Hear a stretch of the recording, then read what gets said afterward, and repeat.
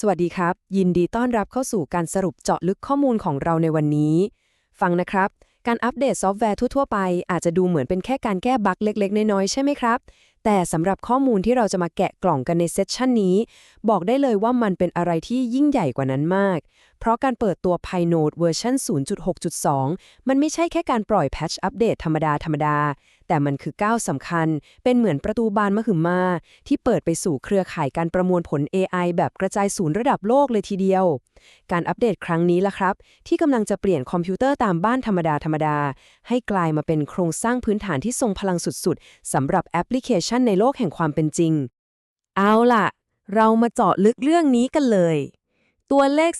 420,000 เนี่ยไม่ใช่แค่สถิติลอยๆนะครับแต่มันคือจำนวนของพายโนดทั่วโลกที่มีการประเมินไว้ในโปรเจกต์ทดสอบการทำงานเบื้องต้น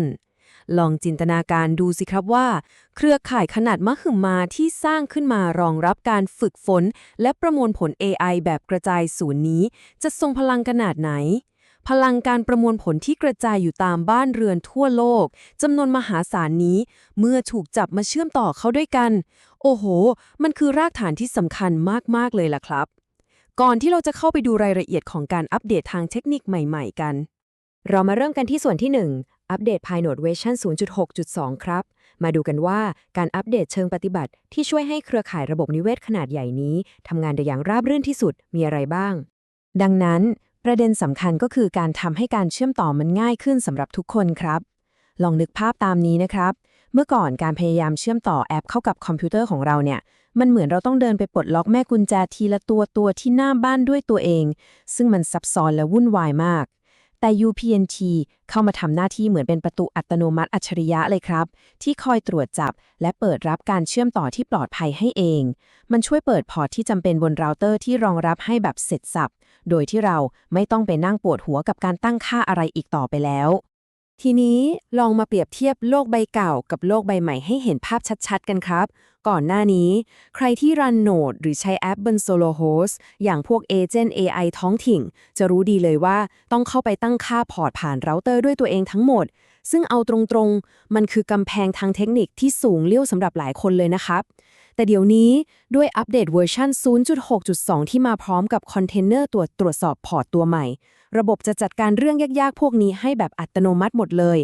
ทำให้การเชื่อมต่อระหว่างแอปบนมือถือกับแอปที่รันบนโนดกลายเป็นเรื่องที่ลื่นไหลและไร้รอยต่อสุดๆไปเลยครับไปต่อกันที่ส่วนที่ 2 ประสบการณ์บน Solo Host ครับ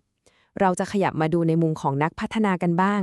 ซึ่งเป็นการต่อยอดจากเฟรมเวิร์กที่เพิ่งเปิดตัวเวอร์ชันเบต้าไปเมื่อวัน Pi Today ปี 2026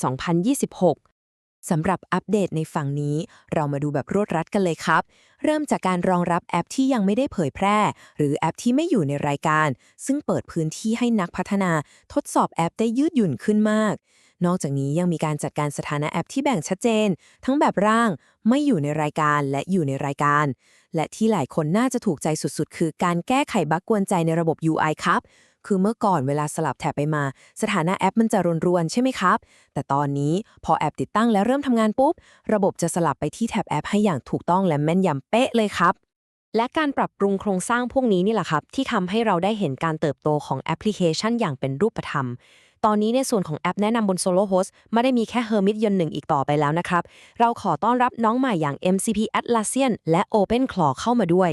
การมีแอปที่หลากหลายเพิ่มขึ้นแบบนี้เป็นเครื่องพิสูจน์ชัดเจนเลยครับว่าแพลตฟอร์มกำลังดึงดูดนักพัฒนาหน้าใหม่ๆให้เข้ามาสร้างสรรค์บริการเจ๋งๆได้อย่างต่อเนื่องขยับมาที่ส่วนที่ 3 ก้าวสำคัญของการประมวลผลแบบกระจายศูนย์ครับเรามาดูกันว่าการแก้บั๊กซอฟต์แวร์ย่อยๆก่อนหน้านี้มันนำไปสู่การปลดล็อกศักยภาพระดับมหาภาคของเครือข่ายได้อย่างไรตัวเลข 5 ใช่ครับแค่ 5 โหนดเท่านั้นนี่คือจุดเริ่มต้นที่น่าตื่นเต้นมากๆเครือข่ายใช้โหนดอาสาสมัครเพียงแค่ 5 โหนดเพื่อทดสอบความสำเร็จของการประมวลผลแบบกระจายศูนย์อัตโนมัติในระยะเริ่มต้นซึ่งโหนดทั้ง 5 ตัวนี้สามารถรับและประมวลผลงานผ่านแอปบน Solo Host ได้แบบครบวงจรการเริ่มจากสเกลเล็กๆแค่ 5 โหนดนี่แหละครับที่เป็นเครื่องยืนยันที่แข็งแกร่งว่าระบบสามารถทำงานได้จริงก่อนที่เราจะขยายสเกลไปสู่โหนดอีกหลายแสนโหนดทั่วโลก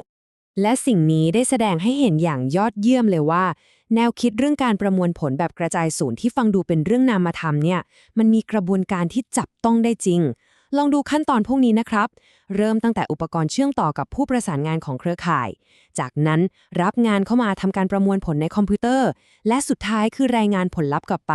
ทุกอย่างนี้เกิดขึ้นบนอุปกรณ์จริง ผ่านแอป Solo Host จริงๆ ถือเป็นการพิสูจน์การทำงานที่ชัดเจนและสมบูรณ์แบบมากครับ มาถึงส่วนที่ 4 อนาคตของ AI แบบกระจายศูนย์ครับ นี่คือภาพรวมขั้นสุดยอดที่ฟีเจอร์ย่อยๆทั้งหมดหลอมรวมกันเพื่อสร้างแอปพลิเคชันเลเยอร์ระดับโลก ขอเน้นย้ำประโยคนี้ดังๆเลยนะครับโนดที่เข้าร่วมสามารถรับผลตอบแทนได้ เพื่อแลกกับการเปลี่ยนความสามารถในการประมวลผลที่ว่างอยู่ ให้เป็นทรัพยากรสำหรับแอปพลิเคชันจริง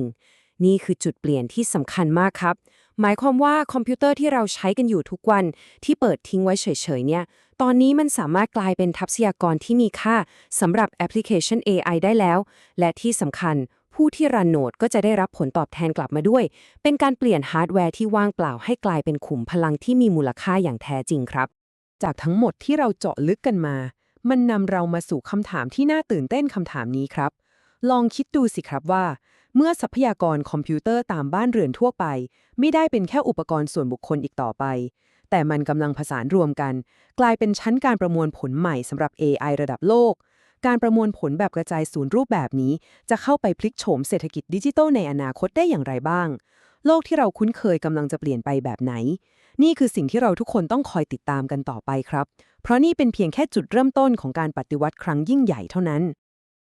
เป็นยังไงกันบ้างครับทุกคน มีความเห็นอย่างไร คอมเมนต์ใต้คลิปแบบจัดเต็มได้เลย ผมจะเข้าไปตอบด้วยตัวเองครับ